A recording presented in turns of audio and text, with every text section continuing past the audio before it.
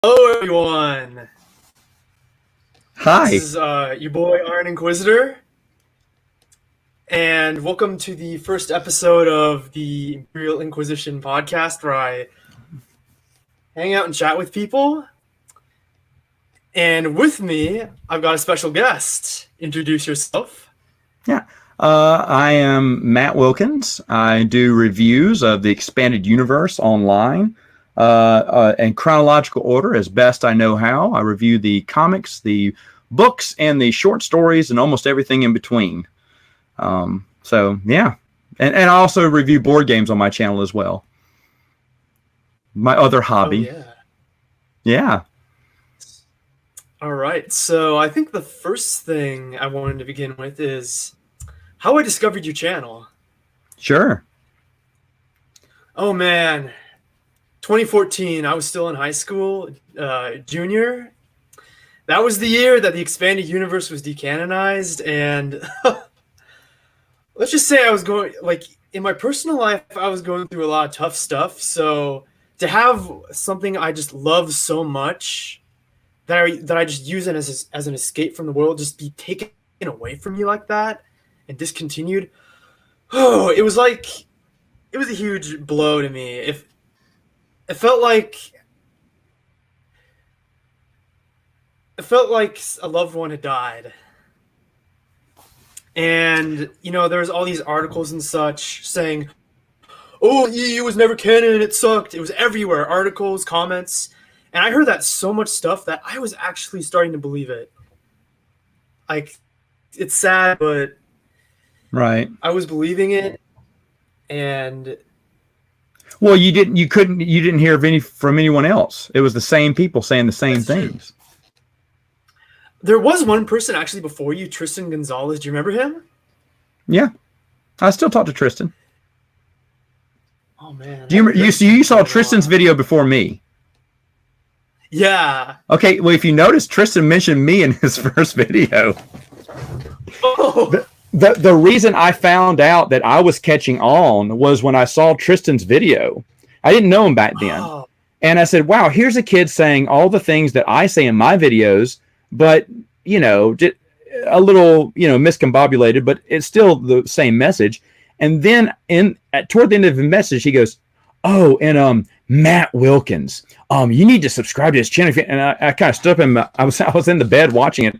I kind of stood up in my bed. I was like, did he say my name? And I went back. I was like, he said Matt Wilkins. I said, I think he's talking about me. And I remember I woke up. I turned to my wife and said, hey, listen to this. And I played the video again of Tristan talking. She went, how's he know you? I said, I don't know. And so we're like, has he watched your videos? I said, I guess, but I don't know how he would have found them. Because I think I had like 36 subscribers back then, or maybe, I don't know, it couldn't have been more than 50. It was less than that when I started doing those videos. And because I would do I did, joke videos, me and my friends just goofing off, and I post that on YouTube every couple of months. And then I did very, very, very poor board game reviews of like one or two board games just for myself, though.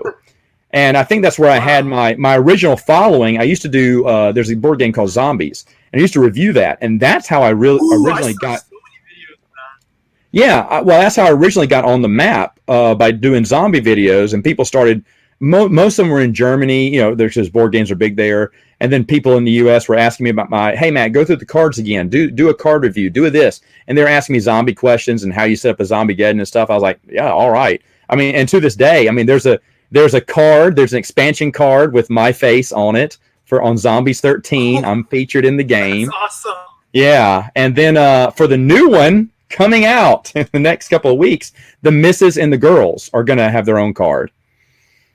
Because I pitched the idea to Carrie and she was okay with it. So we took a picture.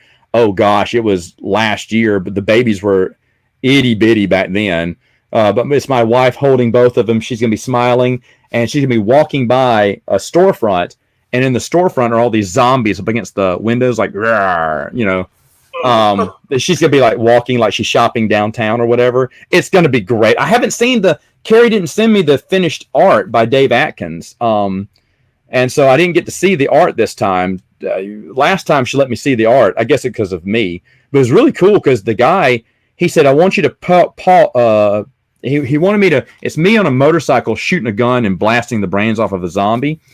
And, but the actual, oh yeah, the actual picture though was me in a chair that was turned around backwards. So I'm holding onto the back of the chair and I'm holding a squirt gun and firing in my living room. And that's the picture he wanted me to take. And so I took the picture and then he rendered it and I got like 10 copies of the card. And it's in the base game too. But I was like, that is awesome. And I got the print and everything. But this time he didn't send me the art for that. So it better be in there. But no, I'm excited to see that. But that's how I usually got my start, was I was doing zombie videos.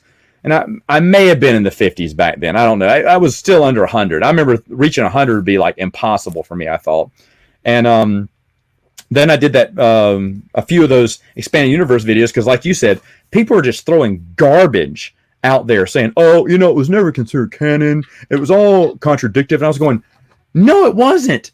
And I was waiting for someone. Like, there was Nathan Butler back then who was the big cheese doing all these videos. And he wasn't stepping up to the talk. And neither was anyone else that I watched. I was like, you know what? Dadgummit, I'm going to do a video. So I did a video, my very first Defending the EU video. And I think a few days later, I was like, you know what? No, I got more to say. So I did a second video.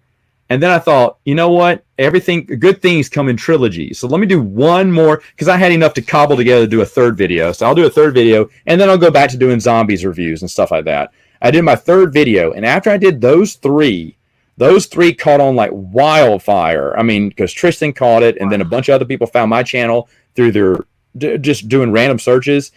There were 2 or 3 articles about me on news sites. One guy was John Chris Cook or whatever. He did something on I can't remember which online magazine. He did something on me about the expanded universe and said that this guy's got all these quotes, and he said, I've checked them out and they're true. He said, so this guy seems very knowledgeable. And I remember he interviewed me, and that's when Dragon Con asked me to come speak about the expanded universe. Shortly after. I got asked to speak the next year too, and at Celebration with the same group. It was a collectors group, and I didn't want to travel that much, so I didn't go to Dragon Con the year prior, or the year after that, and I haven't been to Celebration yet. So it's sold out. It's sold out, but I hear from the higher ups that if there's a ticket, I can still go, which is really nice. It's really nice. So what was I going to say? Oh, yeah, I might have discovered your channel through Tristan. Like, oh, yeah, check out Matt. Oh, yeah. It's been so many years. No, yeah. And Tristan, like I said, I just talked to Tristan just a few nights ago. So I still talk to him. He doesn't do YouTube anymore because he's in the Marines now, and he's doing the Marine thing. Oh, but yeah, that's old school there. Not many people remember Tristan. I remember he and Tim both had me on their podcast, and I was like, okay, guys, I'll come on. And then they kept asking me to be on it, and they said, well, you're kind of a host, right? And I went, no, you guys are doing this. I'm just here guest starring in it. I said, no, it's more fun when you're doing it. So we all did it together, and those guys are great. I miss hanging out with them. I talk to Tim every once in a while too, and they did a Minox Nest podcast a few months ago, and I really wanted to be a part of it, but they changed it last minute, and I couldn't do it. So I actually, my message to them last night was, hey guys, if we can ever form Voltron and our schedules can come together, I'd love to do another one. No, those are the good old days there. I miss those good old days. They were fun, but the thing is, go ahead. So yeah, I kind of went through this also kind of 6th, 7th month kind of depression where I just had no interest in Star Wars whatsoever. Right. And then the 2 things that brought me back to Star Wars was your videos, Defending the EU, and the Darth Bane Path of Destruction. When I read that book, it blew my mind so much. I'm like, why do people say that the expanded universe is garbage? This is like the best Star Wars book I've ever read. Drew Karpyshyn did a unbelievable job with that whole. You've read the trilogy by now, I'm sure. I've actually read. I've yet to read the Second one? book, Oh, the last book? Evil. Oh man, it's really good. I mean, obviously it's good if you like the first two. But see, books like that exist. And you're like, wow, this is a new world, and that you like that book. That's really good because it didn't have to do anything with any character from the movies, right? So Exactly. Here we are, Darth Bane. As far as you know, it's just some made-up character in the Star Wars universe, yet it blew you away because the story-wise, you're like, this is amazing. And this character doesn't have any time in the movies at all. He's not even mentioned. So that they came up with a character, wrote a great story for him. I mean, yeah, he's tied into other mythos besides the movies. But I'm just saying, it doesn't have to be a movie character to get you interested in it. And that's one of the awesome things about the expanded universe. Exactly. Like, when I was first getting into the expanded universe, it was maybe the mid 2000s when I was in elementary school. My dad all of a sudden got all these not physical, but digital copies of these comics, and I saw on the computer Tales of the Jedi. I clicked on it and I was like blown away. It introduced me to the concept or the idea that you can have Star Wars but without the iconography, characters, and setting of like the prequels and the original trilogy. And it was so cool. Yeah, I totally agree with that. So this is interesting because you're the second person that's told me you got into it because your parents were into, or one of your parents were into it. So your dad read the comic books. Also, it's kind of funny too is when I was younger, my dad he still has them, the original copies or prints of the Star Wars Marvel comics, and he would read them to me and my sister as bedtime stories, which was awesome. Oh wow, that's what I want to do with my girls when they get older. That is really awesome. So let me ask you this: do you? I definitely want to. That's a great idea. I love that. I've always imagined that. Hopefully, my girls like Star Wars. If they don't, that's okay. But Dad's going to read them Star Wars. I'm going to start off. Everyone asks me, how would you start off, Matt? Well, I start off with the children's books, right? Some of those Ewok books, some of those little kiddie books. I'd start off slow like that, then build up to young adult books, and then eventually we would get to, the novels and everything as they get older. But I'd start with, on that one, I'd start at a reader's level. It'd start with a bunch of kiddie books at first and then build up to bigger stories. I wouldn't do it in chronological order, of course, because my kids could definitely fall asleep if I read them Dawn of the Jedi. Daddy would fall asleep too. Book sucks. But so I'm not going to read everything in chronological order to them, but definitely at a reader's level, I do plan to do that if they like it. If they decide later on they don't, that's all right. Daddy's going to read through it anyway because Daddy enjoys it. Let me ask you this: what was the first? If you remember, what was the first EU book you ever read? Or what was it? I mean, it could have been the comic book too. Was it Tales of the Jedi? I think what got you into the EU? Novel? Go ahead. I started reading Young Jedi Knights, and I was just it was actually one of my first introductions to the post Return of the Jedi era. Like, I was just so blown away. It's like Han and Leia had kids, and Luke rebuilt the Jedi Order. Right. What? Yeah, and you're not the first person. Oh, go ahead. And the first post-Return of the Jedi comic I read was actually Dark Empire. When I saw Palpatine back, I was like, what? Palpatine's alive? And I just, some people have mixed feelings about it, but I love the art. I love the story. Oh, yeah. People hated the idea until Rise of Skywalker came out. And then all those complaints disappeared magically. I think a month ago I did a video laughing at the Dark Empire haters. Oh yeah, I mean it's ridiculous. It's funny that after so much hate, so many articles are written, top 10 stupidest things in the EU. Now they don't mention Dark Empire. I've noticed that the newer ones that have come out, they stopped mentioning Dark Empire because Rise of Skywalker did that, so they can't make fun of it anymore. But that used to be one of the things they would always make fun of and always roll their eyes about. Now, the reason Dark Empire got so much hate, people don't understand this. Timothy Zahn did not like Dark Empire. He thought it was stupid. And when they asked him when Dark Empire requested, hey, can we tie into your book series? He went, absolutely not. You're a comic book. And his idea back then, even though his mind, I'm sure, has changed now, he thought comic books were lower than the novelizations. And they don't belong in the world. In fact, old Dark Horse, if anyone has the original comic books, if you recall, people were asking Dark Horse, hey, is this canon? Is this part of the books? And they went, guys, we don't think so. They haven't told us if so. So we're not going to claim we're connected to the books. Because at first they were saying, we don't think we are. Because they haven't, because basically Timothy Zahn shut them down and said, no, you're not. And then only until Kevin J. Anderson's Jedi Academy trilogy, he said, yeah, come on, comic books. You can get in the storyline. I'll fit you in. And that's when they started that partnership. But back in the early days, Timothy Zahn refused to connect to any comic books because that was beneath him. And he would mock Dark Empire at Comic Cons and forums all the time. And so everyone who loves Zahn would join in the chorus and say, yeah, Dark Empire sucks. And I'm like, no, Dark Empire is a great comic book. And Timothy Zahn's just being, petty about it. Now, by the way, Timothy Zahn has changed his mind, but at first he had a big chip on his shoulder because he wrote, 3 awesome best-selling novels. Okay, duh. Okay, obviously he's looked at as the authority when it comes to Star Wars Expanded Universe. In fact, a lot of people see him as the creator of the Expanded Universe, even though that was Alan Dean Foster. Yeah.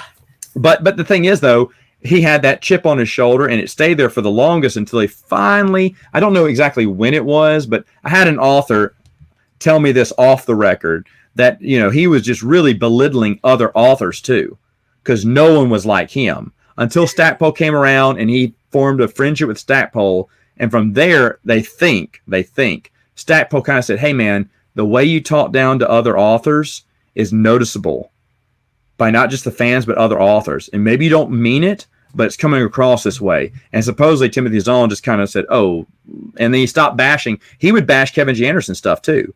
He would mock and make fun of it.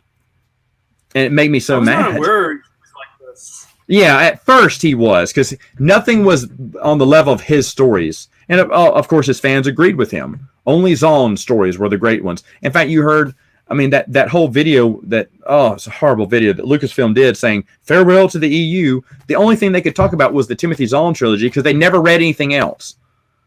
And it just ticked me off. It ticked me off. That video just angered me. I was like, I cannot believe they had the gall to do that. But so Dark Empire would have been your first comic book, and your first book, Young Jedi Knights. Let me tell you about that. I had the very first conversation I had, I think it was Jeremy from Stupid Chainsaw Productions.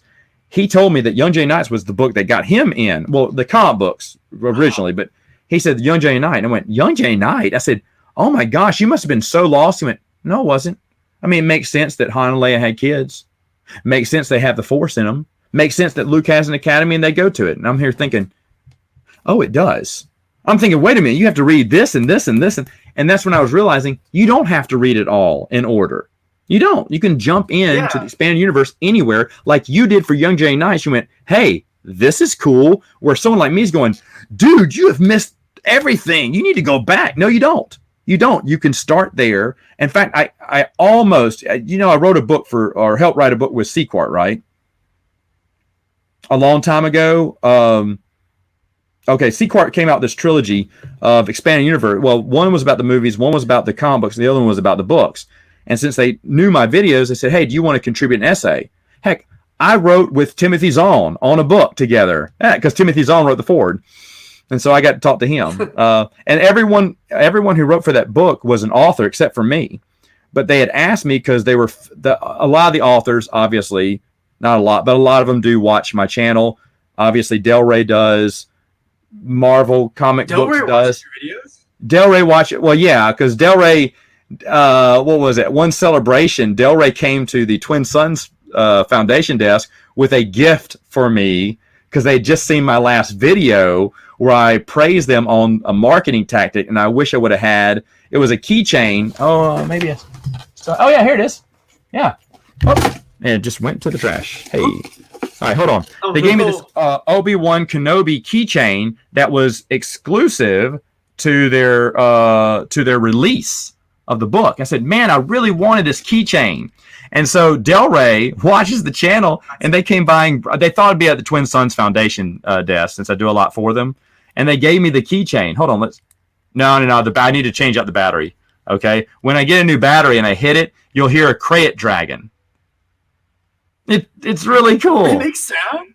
Oh yeah, it makes it. Right now the battery's dead. But I used to hit it all the time. I was like, yeah, I was so happy. And that's when I found out Del Rey was watching the channel. And folks at Del Rey, I'll talk to them every once in a while. Like that's And then Marvel, I didn't know I had friends at Marvel until a couple of months ago.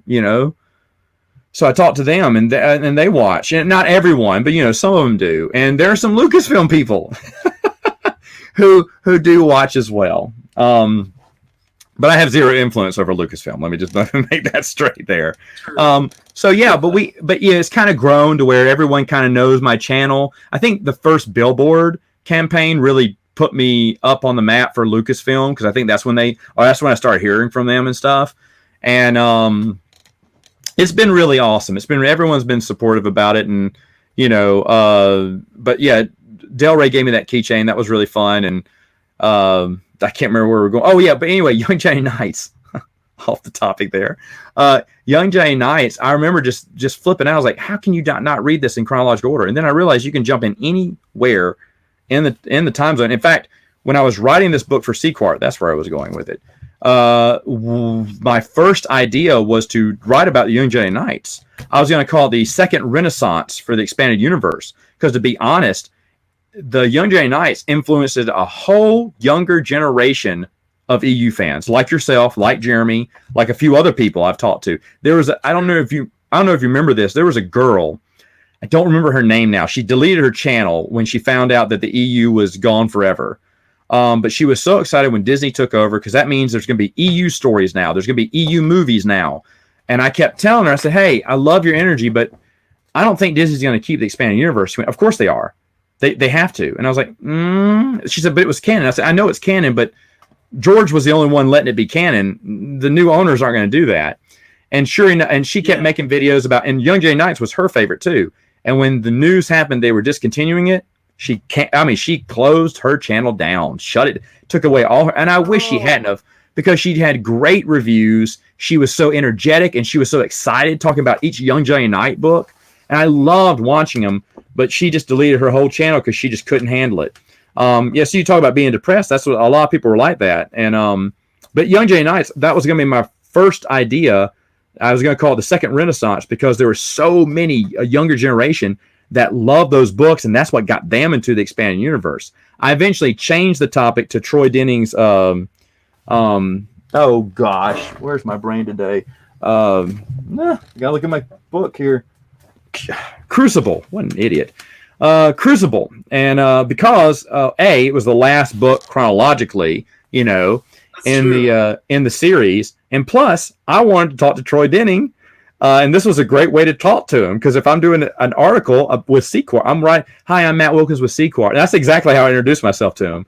And I dropped names of all the editors I worked with that worked with him too, and I was like, they told me to, is it all right if I talk to you for a minute? He said, sure. So I got to talk to him, and I said, where were you? What ideas because I wanted to know what they were doing after Crucible. And he actually told me where their ideas, what they were going to do. Yeah. He had a story. He said, now the big series, the next, 3-year big series, big hardback series, that hadn't been thought about yet. But he was going to do a 3-part miniseries, kind of like the Dark Nest trilogy. And it was going to be about the Anzati, the snot vampires. Oh, them. And he was gonna do a story about them, and they were gonna be a threat. And I was like, that's awesome. And he didn't know what Christy Golden had in the pipe or whatever. And he said the big storylines, they would sit at Comic-Con. Get this, they go to Comic-Cons together, and then they meet for lunch or in the back of one of those little banquet room halls, and they would map out the next big epic, the next Legacy of the Force, the next Fate of the Jedi series. It's like, wait a minute, you mapped it out like that? He's like, yeah, we just sit down and we talk about, okay, where does the story, and they it's just a frame. Here's the overall story. Okay, what do we want to do in book 1? What do we want to accomplish in book, so books 1 through 9, they talk about the story arcs and where they wanted to be. I was like, shut up. So you were doing that during all these Comic Cons, and I could have been included in one. Someone asked me, I actually submitted after I submitted the article, the guy who talked to me also worked for Lucasfilm. He said, hey, do you want to, he said, I could probably get you in on something. You want to submit something on StarWars.com or something like that. Let me know. And I was like, well, does it have to be new canon? He went, well, yeah. I went, well, what about Legends? Oh, no. He said, no, but if you want to do something new canon, I was like, I'm good. Well, speaking of the new canon, you know how everyone complained about Dark Empire? There's like so much stuff in the new canon that have done that EU haters have complained about. Like there has never been force sensitive droids in the expanded universe because, of course, Skippy was never canon. But they've actually done that in the new canon. Not kidding. Well, I know they have, and the thing is, you can't say they haven't done it. I mean, if anyone recalls the Iron Knights, okay, you can Wikipedia that. So, but they're not exactly. They were like yeah. They're a little bit of hybrid. They're not just straight up droid. You're right. So you have something pertaining to that, but at the same time, the stuff they have with the new canon. First off, I don't read it. It's just not worth my time. If people love it, totally happy for them. But for me, it's just not worth my time. Now, for the for other people who have read it and they don't like it, I appreciate people who give it a fair shot. Jeremy from Super Chainsaw Productions, for some reason, he wants to read it. He hates most of it, but he admits that some of it's good, and he reads the comic books too. Matthew from the Geeks Attic is also someone who reads both canons, and like I said, I'm for that. I've always been for that. Heck, Bruce, who's been on my podcast for years, the reason he's on the podcast is because he reads both canons. He likes both canons. I'll admit it. I occasionally do check out both canons. I mean, go ahead. I've read a few of the comics. I do own a few of the books. I have played the new Star Wars game, Jedi Fallen Order, and there's a few really great material in there. Yeah, and it's fine. It's fine. I mean, I'm glad. I've never had a problem with people liking the new canon and the old. That's totally fine. And that's good. Well, that's the whole reason I had Bruce on there. Well, originally, I was going to have a buddy of mine called Steven, and he was going to be on the podcast because he hates the expanded universe. And I wanted someone who hated the expanded universe and me who loved it and do a podcast together. But at the time, he couldn't do it. So I said, well, who's next? I said, well, people keep saying online back in the day. I don't think anyone cares anymore. But back in the day, people were like, you can't like the new and the old canon. It has to be one or the other. I was like, no, it doesn't. No, it doesn't. And so I said, Bruce, get on this podcast with me because you like both.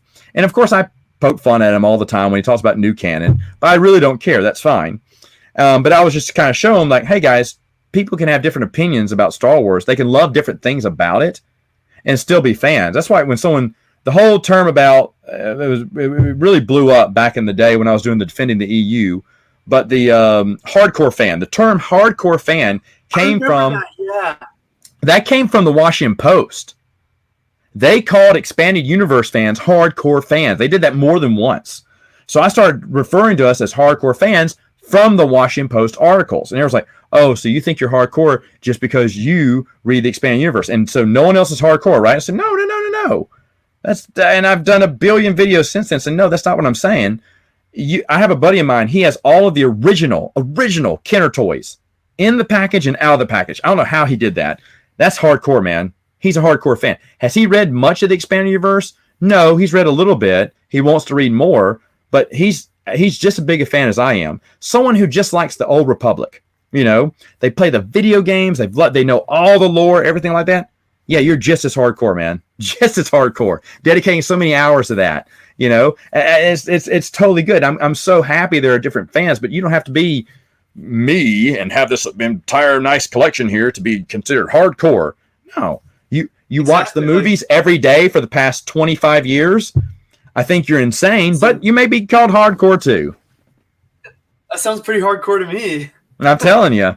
But that's what I think people got confused saying, oh, so I'm not hardcore unless I have your collection. No. I'm just using what the Washington Post said about us. I like that idea. We are hardcore. We want to know more about a franchise that we love. And so I think the expanded universe does exactly what it says. It expands the universe far beyond what the films could do. And that's why George was involved. That's why there's a billion references to George saying, I was just reading about something the other day. I didn't know they were supposed to kill off a character. And, well, they do this all the time. And then George and them say, no, you can't. Why does it matter? New Jedi Order, for actions. They wanted to kill off Luke. Yeah. And George Lucas said, nope, can't kill off Luke. And they went, Han? They went, nope. They went, Chewie. And actually, Sue Rustoni, who used to be in charge of Del Rey, was actually going to write in the book with us. And she had to back out from she had other engagements she couldn't, prior engagements she couldn't change. So she backed out. But I remember I was talking to her, and she said, well, I don't know what I would write about. And I said, Sue, I've got it. I said, you need to write about killing off Chewbacca because it outraged fans. I said, but you should call it Killing Chewbacca and then no regrets. Like, I'm not here to apologize. I killed him. It was the right choice. And she loved that idea and was going to write it, but then backed out. But I was like, oh man, I still want her to write that. I'd love to hear the idea of what went in to Killing Chewbacca. I mean, I've heard it, but I want to hear it from her point of view. Like, guys, you think Chewbacca dying would have been bad? We asked for Luke. But why would George say no if the expanded universe didn't matter to George? Why would he care whether they kill off Luke or Han? In fact, who killed off Anakin Solo? Not Troy Denning. George Lucas himself gave the referendum because it was supposed to be Jason Solo who was supposed to die. He went, nope, kill Anakin. And they went, what? Because they wanted Anakin to be like the main star of New Jedi. He was going to take over. Mm-hmm. And you can tell that in the first few books.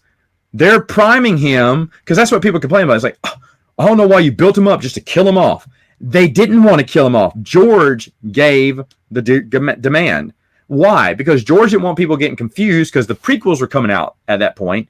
He didn't want people confusing Anakin Skywalker with Anakin Solo. Remember, because they're not going to call him Anakin Solo in the book all the way through. They're going to refer to him as Anakin. So he didn't want that confusion. Wait a minute, George. If the books aren't canon, why do you care? Because he considered he did, and he never. And by the way, George never. I'm sorry. I'm Kanye Westing you here. I'm sorry, but I'm gonna let you talk. I'm sorry. I'll say this, then I'll shut up. But the thing is, though, he was the one that said, no, I don't want there being any confusion. He never mentioned canon. He said there's my story and there's theirs, which is Lucasfilm's story. And he wanted them connected. Exactly. And that's so evident in everything that's come out yet. All right, so go ahead. I'm done. Also, another example, Quinlan Vos. George Lucas told the writers, don't kill him off. And I heard rumors that the reason why he did that is because he wanted him in his Underworld TV series. And the thing is, if the EU was non-canon to George, why would he care about what some non-canon alternate universe does with a character? He would not do that if it wasn't canon. Actions speak louder than words. Yeah, exactly. Quinlan Vos is mentioned in episode 3. A.S. Security is featured in episode 3 because George read all the comic books. George read the comic book. There's a billion people. Even Dave Filoni himself says George loved the comic books. George always read the comic books. Now, supposedly he read the novels for the first few back before he started working on the prequels. The only reason I say that is because Timothy Zahn got a letter, Kevin J. Anderson got a letter, and Dave Wolverton. I'm sure Kathy Tyers, even though I haven't spoken to Kathy Tyers, but some of those first few authors, they got letters from George saying how great the book was. Good job. Funny story, though, Dave Wolverton's got stolen. His letter got stolen. Someone broke into his house, stole his computer in that letter. He went, "Oh, keep the computer." He said, "I want my letter back." Because he had it framed, and they thought, well, maybe it has George Lucas' signature. Maybe I can get some money off of it. And it's funny how he tells that story. He said because his computer, he was writing. Back then, there was no cloud to save your stuff in. So everything, if your computer got stolen, your whole book got stolen. And so his whole book that he was writing on, not Star Wars, another book, got stolen, but he didn't care about that. He wanted that dadgum letter back. But so I mean, did George read it? We don't know. Could he have been lying to the authors? Absolutely. He probably just maybe skimmed over it and said, yeah, good stuff, and moved on. I don't know. I like to think he checked it out because he loved, Alan Dean Foster said he read Splinter in the Mind's Eye and loved it. So, cool. There's a lot of involvement that George did care about it. Did he consider it canon? Well, he never said the word canon. He said, there's my story, and then there's their story, Lucasfilm story, and then he said, then there's the fan story, and those were the levels. His story is, and that's where the G canon came from and everything else. But George was fine with them. George was fine with the expanded universe existing in continuity with the movies. That was completely fine. If he wasn't, then why did the New Yorker magazine back in 1996 do a story at Lucasfilm he went to LucasArts, or he went onto the ranch, Skywalker Ranch, got a day in the life of George Lucas, where George looks at the stuff from Bantam at the time, the checklist from Bantam said, yes, you can do this. No, you can't do it. He scratched out a Yoda story. He said, you can do this, but he put a little note in there about what they should do. Why does he care? Why is that part of his day to look over the expanded universe novels and make some notes? Because he cared. That's the answer. And unless you want to call all of these people liars, unless you want to call the Star Wars Insider liars, half the people at Lucasfilm who went online in the forums and said it's canon, liars. Unless you want to call articles like the New Yorker and stuff like that liars. Or what was the other one? Wired.com did Leland Cheese interview, right? Like a year before Disney bought out. And they said, when Chewbacca died, he died. He's not coming back. If we do a movie, he's not coming back. He said, Chewbacca's dead. And he goes, because the expanded universe, we don't do any backsies, we don't do resets, we don't do reboots. Now, that was before, of course, George sold the company, so he didn't know. But Leland, she was adamant about that. Timothy Zahn, that video is still up, where someone asked Timothy Zahn, how would you feel if they rebooted the expanded universe? He went, that would be a terrible idea. And he says why. Well, now he's singing a different tune now. That's because whoever writes the paycheck, and I respect that. I'm totally fine with that. Do I think Timothy Zahn should have stood up for the EU fans? No, he doesn't have to. He needs to make his own living. So I don't care. Yeah, he can do whatever he wants. Yeah, he can do whatever he wants. He's Timothy Zahn. And Timothy, I know I painted a bad picture about him, I think, at first. But to be honest, he's a lot different, though, now. I think anything he said about EU fans has been construed through different interviews and hasn't been what he intends to mean. I know Kevin J. Anderson, who I love, has said some pretty insensitive things toward the expanded universe fans, though I don't think he realized it. There was a couple, when I was going to talk to him, I talk to Kevin all the time, every Comic Con. I always stop by, say hello. He remembers me. We talk a little bit. His wife's really nice too, but there was a couple right before I got up there that wanted him to autograph all their Young Jedi Knights books, and he starts talking to him and said, "Yeah, we named our kids Jason and Jaina." And I was like, "What? No way!" And he's like, "Oh wow, that's awesome, thank you." He said, "Yeah, these are great characters to create and everything." And then this is where the insensitive part comes. They said, "Oh man, we're so sad that these books were discontinued. That's not canon anymore." And then Kevin J. Anderson, instead of going, "Yeah, that sucks. Oh, well, but you know what? These are still within their own universe. So it's like they're still," instead of saying something like that, he's like, "Yeah, but you know what? Lucasfilm can do whatever they want with it. These are just stories. So they can just throw them away." Dude, don't say that. They just told you they named their kids after stories that you're saying, "Oh, well, these aren't that important anyway." Don't say that. They named their children after characters you created.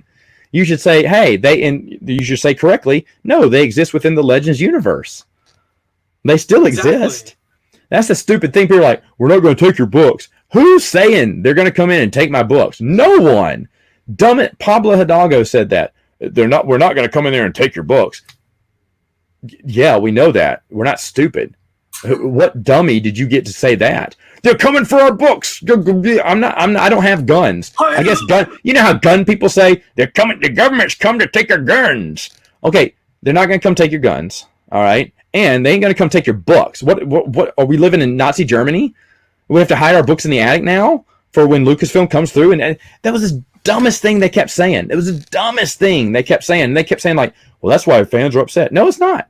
Fans are upset because they want to continue the story that they love, that you loved, that you grew up Exactly. reading and stuff. Yeah. Let me ask you this. Do you have a favorite author? Ooh. That's a good question. Don't know? I still haven't decided that because I still got to read a whole bunch of books. Because Good, when I was yeah. younger, I mostly focused on comics. Like, I love the prequel era Clone Wars comics. Oh, man. And there's something I don't say enough on my channel. In fact, I think I've only said it once, and maybe that was even on the podcast. But for a lot of people who are saying, Matt, it's hard for me to, I can't buy all these books. I mean, college kid, stretching that dollar, man. That's fine. Do you know what the library's for? That you can get any book. Yeah, it exists. Say what? Yeah, you can get any book at the library. I've been using the library for the past couple of years lately. It started when I was trying to find a copy of Three Musketeers, and my mom had given one to my brothers. Like, dang it. I said, I don't want to buy it. I just want to read it. My mom looks at me. She went, the library? And I was like, oh, yeah. And so now I go to the library, and I'll get things lifted. In fact, I just went today because I'm looking for some audio books I can't find anywhere online. And the library, of course, they found 4 of the 5. I'm disappointed they couldn't find the last one, but they found 4 of them. And the ladies were really excited because they didn't know these audiobooks existed. They're Highlander. And so they were excited to get them because they said, once I'm done listening to them, they're going to listen to them next. But the library it's almost like your eBay for renting stuff. So go ahead, check out your library, read the books there. In fact, a lot of them have the trades for the comic books too. I know mine has a few. Yeah. I went to my local library and they did have comics. A few of them. Yeah. They had for Star Wars stuff, they mostly had the books. Mostly, yeah. And that's understandable, but some of them do have the trade paperbacks. I noticed that. Yeah. It's really neat. So what is your next thing you're going to read in the Are you going to read the Dynasty of Evil? Is that the next thing you want to do, or is there comic books you want to get to first, or what is your next conquest going to be? Well, right now I'm heavily focused on post Return of the Jedi because before I get into that further, I'll admit I didn't read the Thrawn trilogy until 2015. That's fine. A lot of people didn't. That's the thing. A lot of the younger generation, they missed the Thrawn. They came in on young adult. Yeah, like Jeremy told me that he read young adult books before. I mean, the Young Jedi Knights before I read Zaw, and I was like, but now I realize that's a lot of people. So they start off in different areas, and then they'll read the Thrawn, which is great. And in fact, if I was to tell someone if they want to get started into it, I would say the Thrawn trilogy too. But to be honest, you can jump in anywhere. I'm currently reading iJedi. And after that, I might read... Oh, man. I actually have a copy of these books. The Callista Trilogy and the Crystal Star. Oh, no, I'll be interested to see what you think about those. The iJedi is, of course, something that takes place in between the Jedi Academy trilogy, but a lot of people rank it as their number 1 EU novel, or they did back in the day of all time. And the Callista trilogy is Planet of Twilight. What is it? No, there it is. Children of the Jedi, Darksaber, and Planet of Twilight. 2 of them written by Barbara Hamley, 1 written by Kevin J. Anderson. It's subtitled the Callista trilogy. It was never promoted like that, but Callista is one of Luke's interests, who was very unpopular because her name wasn't Mara Jade. And I'll be interested. You got to let me know when you finish those, and when you finish iJedi, I want to know what you think about those because I like the Bantam era. You've even got. Do you have a copy of Crystal Star? I do. All right, good on you, sir. Say what? Yep, and it's in my room. That's upstairs. Funny. That's funny. Like, a bookshelf in my closet full of expanded universe books. Oh, good. Is Darth Grumpy guarding them for you? No, I gotta protect that from him because he wants to set it on fire. Oh, okay, yeah. Then you keep him away. Like I have a Yeah. half starved Ewok, who's on 24/7 guard over my collection. He'll maul your face off if you get near one of my books without my permission. Yeah, oh yeah, that's gonna be awesome. I'd love to hear your thoughts on all those books to see what you think, because that's the one thing people don't realize that I still watch other people's reviews of the books and comic books because I'm always interested to hear what other people think about them, and I pick up new insights too along the way, things that I didn't see. In fact, I just got talking with someone in the UK right before talking to you. And he pointed out something that I just never thought of before from one of the novels. Like, you know what? That is an interesting perspective. I don't think I've ever thought like that before.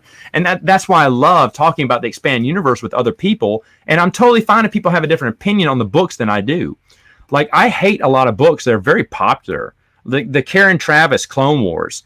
A lot of people like her, how she described Mandalorian, Mandos.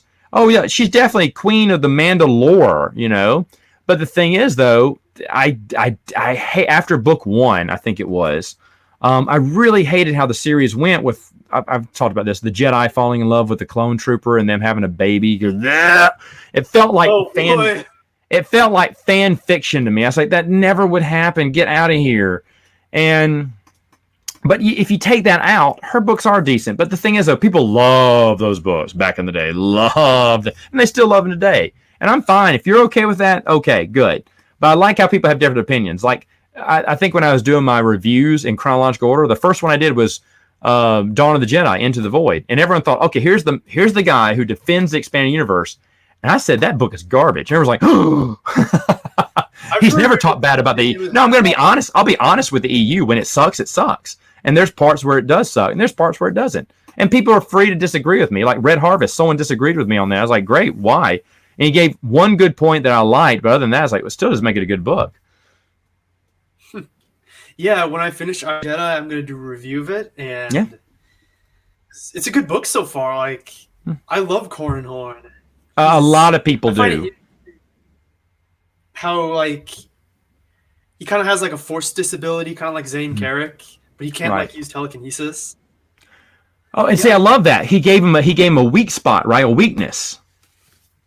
That he can't do. He couldn't lift a fork, if his life depended on it. But other than that, he's a great pilot. He's got good force skills. He's got good lightsaber combat, And Corran, I got blasted on this on a recent review I did. I talked how Corran is probably one of the biggest male characters, besides Mara Jade, who's everyone's favorite. But he's probably one of the biggest male characters out there in the EU. And people are like, Kyle Katarn. I went, well, I mean, if you're a video game guy, then yeah. And then someone said, Quinlan Voss. I said, well, if you're a comic book guy, yeah, I can see that. But there's a lot of Corran Horns fans out there. Yeah, for the books, Corran Horn. I mean, and to be honest, he's not even my favorite. I like Kip Duran. He's my favorite. But there's not many Kip Duran fans out there, or as big as me. Is Corran Horn your favorite character from the expanded universe? Oh, we have to think about that. Favorite expanded character, I would say my favorite EU character is Jarek. I do like Jarek. I know you. Something told me you did. Hey, but you know what? He's an awesome villain, an awesome foil for Kyle Katarn. So he was a great villain. I wish there would have been more to him, like for Bill's book he wrote, Jedi Knight. I mean, Dark Forces. I wish there would have been more.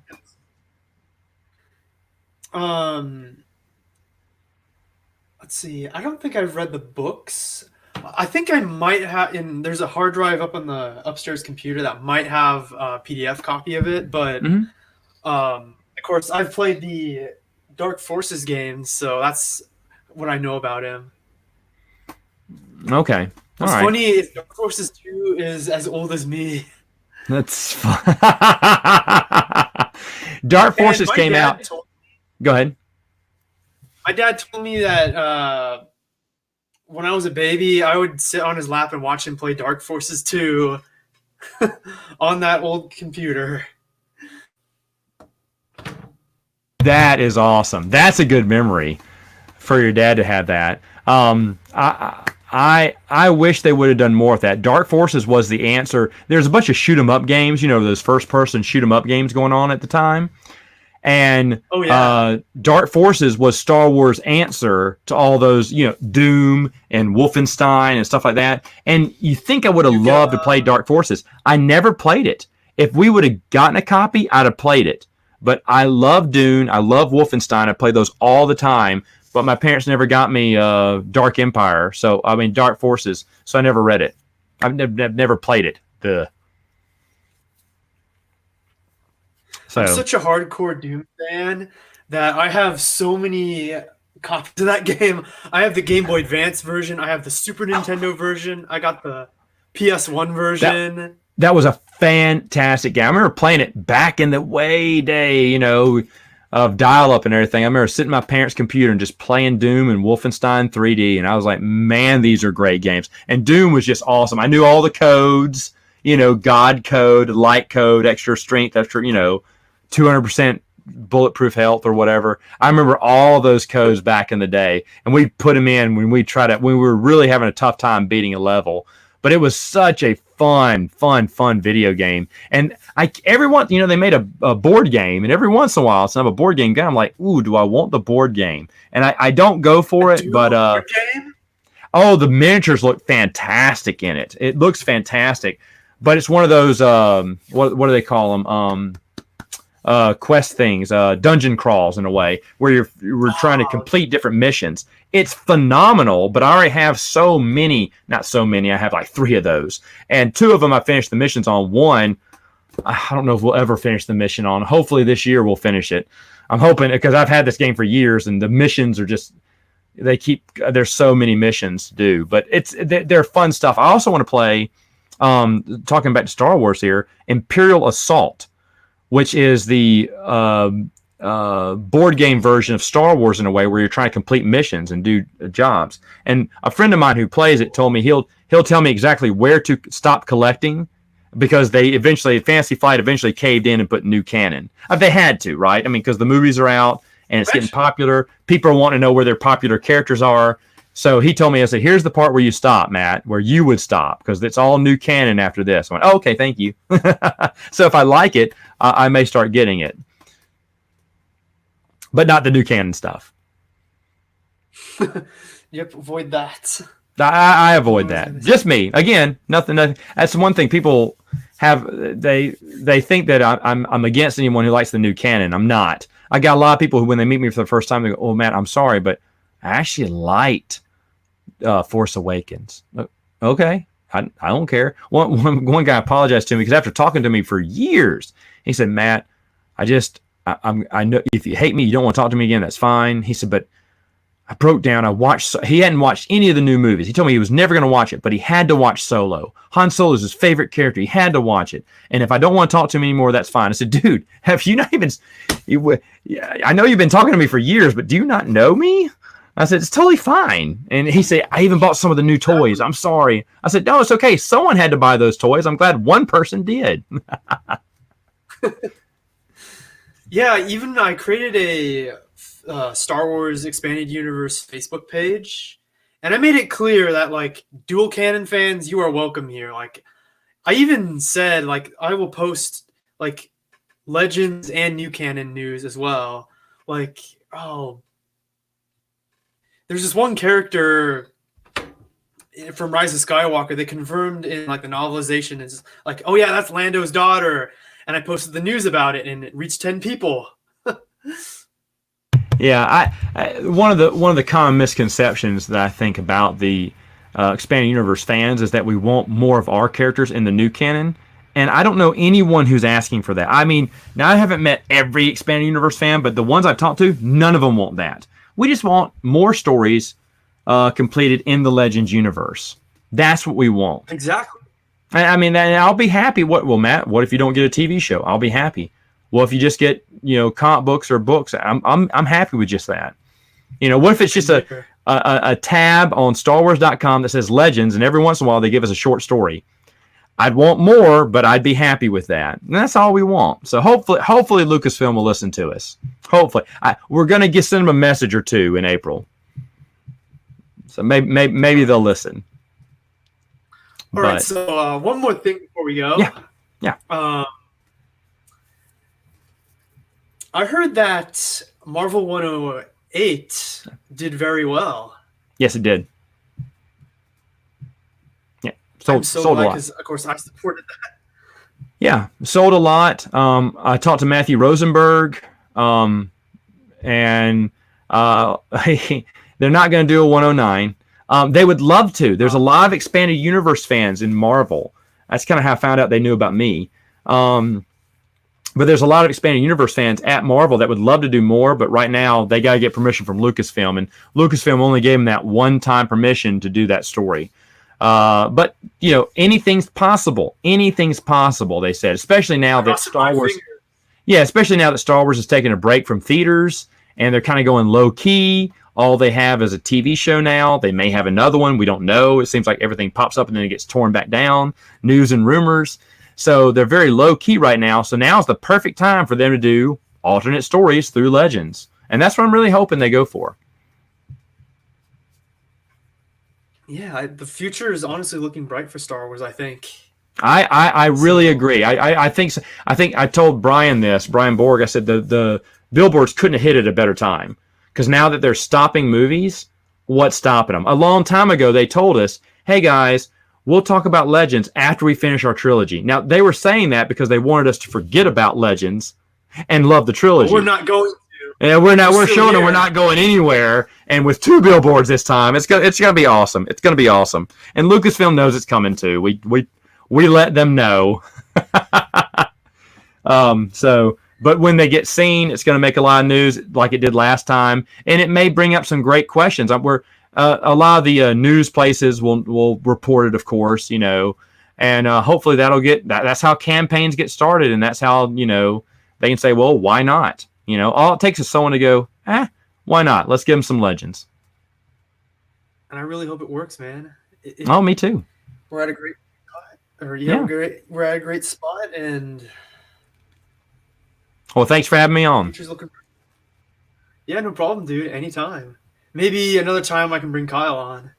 Yeah, sure. He's pretty awesome. I've talked to him a little bit here and there, so might talk to him more. He's one of my closest friends. Yeah, he seems like a cool guy. He is. Yeah. So yeah, thanks for being my guest, and take care, my dude. All right. See you later. All right. This ends our podcast. So hopefully people enjoyed it, and we will see you around.